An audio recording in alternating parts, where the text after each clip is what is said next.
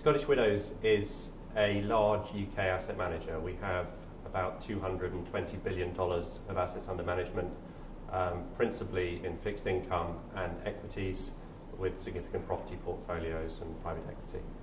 I want to talk today about how we take account of ESG issues in our equity investment process. We look at these issues across all of our asset classes, but in particular we've been developing our approach on equities. Our approach to ESG issues is founded on a belief that has been deepening in conviction in the last couple of years that these issues are genuinely material to investment returns. And one of the things that's become clear to us is the materiality is increasing and has been increasing significantly in the last decade. Perhaps the most significant area of interest that we have in taking account of ESG information is some of the macro trends that are affecting the global economy. In particular, the tension between resource scarcity in terms of water, in terms of agricultural commodities, in terms of some metals, and fast-growing demand, particularly in emerging economies, and particularly China. We've been very impressed by the huge share of global commodity markets that has been going to China, and we see that trend continuing over the long term, and we see it extending with the growth of India and other economies. That trend has very big implications for investment decision making, because resource scarcity in the face of rapidly growing demand will drive higher commodity prices, higher metals prices, higher food prices, which will in turn drive inflation and will have very significant impacts on various portfolios. Another major trend that we see impacting on portfolios is climate change, and we're already seeing how droughts in some parts of the world have led to very sharp increases in commodity prices. So, for example, the cotton price doubled in 2010, and we see that price change impacting on the profitability of a number of clothing retailers and profits warnings in several cases. Another climate change related impact that has been very significant for a number of sectors is flood risk. So the Thai floods impacted on a number of sectors.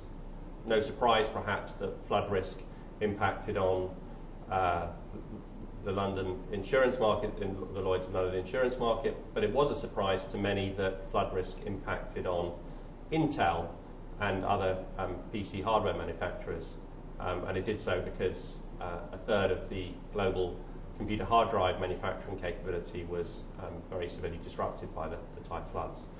So we have decided that it's a priority to understand how these kinds of trends impact on our investment decision making. The mechanism by which we're able to do this is driven by the fact that we have a thematic sustainability fund, a specialist fund that focuses on generating outperformance explicitly by taking account of these large themes. And that fund has been in existence for a number of years, but in the last 2 years we've worked to develop and strengthen the thematic focus and the information flows that will back that. The really interesting thing that's started to happen in our equity department is that those themes, which used to be solely focused on within the specialist thematic fund, are now taken into account across our global equity portfolio. So the way we manage that fund is not as a sort of isolated standalone product with its own sort of fund management team. It's a fund that's managed by the global equity team, and the fund managers of that team are part of the global equity team and have core roles in the global equity team. So they are the main fund manager for the thematic fund is also the energy analyst for the global equity team. So there's a very strong flow of information from the thematic analysis within the fund to the global equity team as a whole. And that's the foundation on which we take account of these thematic issues in our portfolios.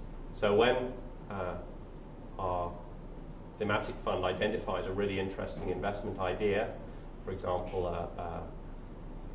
a water technology company that's developing its business in China, where we see a huge potential for water efficiency and water technologies in the Chinese market.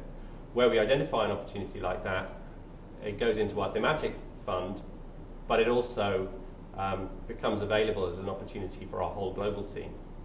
And increasingly, our global team are seeing these thematic opportunities as really interesting ones for the whole asset base. And we manage £60 billion sterling of equities, so the ability to allocate equity to these thematic opportunities is very exciting.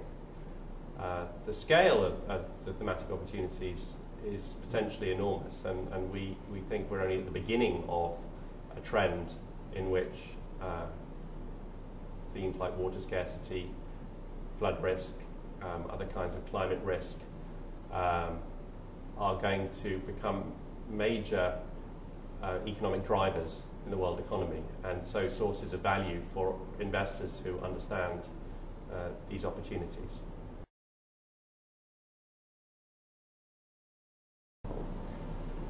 So taking a kind of specific example of how our thematic research leads to identifying investment ideas and opportunities, we've been doing a lot of work in the last couple of years on unconventional hydrocarbons. So we've been looking at fracking and shale gas, for example, as a kind of key sort of macro theme in energy. We're very concerned about many of the environmental aspects of shale gas and tar sands, and we think there are very significant long-term risks associated with the hydrocarbon sector in general, but in particular with carbon-intensive forms of energy. And yet it's very clear that shale gas in particular is revolutionizing energy markets. It already has revolutionized the US energy market and is set to do so in other parts of the world. And in analyzing the shale gas revolution, we've kind of developed a pretty deep insight into how we think the US economy is likely to develop in the next few years. One of the remarkable things about the shale gas revolution is how it has made available in the US vastly more low-cost gas and oil as well than was available previously.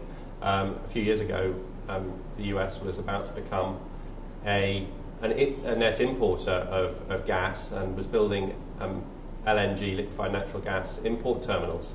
Now it's actually trying to repurpose them for export. It's becoming one of the major hydrocarbon powers in the world.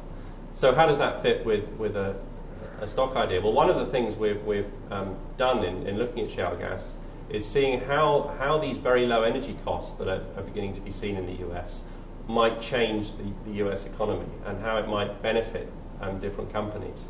And one company in particular, which we've liked for a long time, a company called Mohawk, which is a carpet company, one of the biggest carpet manufacturers in the US. Mohawk stands to benefit from this revolution because one of its key inputs is a derivative of natural gas. So when gas is very expensive, it has to pay a lot for its inputs. But with very cheap gas available in the US, and it is now cheaper than it's been for a decade, Mohawk's inputs are much, much cheaper, so it's a much more profitable company. And now it's an idea that is not just something that our sustainability fund has in its portfolio, but it's an idea that's backed by the whole equity team. Because they see the macro trend that we've been able to understand by looking deeply at energy markets. And we find these kind of examples time and time again where a deeper understanding of a sustainability theme enables our equity team to make to come up with better investment ideas, different kinds of investment ideas that aren't necessarily sort of spotted by the mainstream market. One other thing that's worth emphasising in the way we take account of sustainability in our equity process is that we have a core database where we record all of our stock evaluations, and that database now includes a column for thematic ideas. So companies are identified and flagged as ideas that arise from our focus on sustainability themes. And we also have assessments about sustainability risks in that core database. And the database is the database that our equity team use for their day-to-day decision making and their monthly debates about which stocks to back and which ones to reconsider. So it really is becoming something that is sort of routine practice. And this simply wasn't where we as an asset manager were 5 years ago. It really has been a change. And it's a change bred from a very deep conviction that these issues are already material and becoming more so. So they bring significant opportunities for investors who are prepared to do the work to understand these macro themes as they develop in the world economy.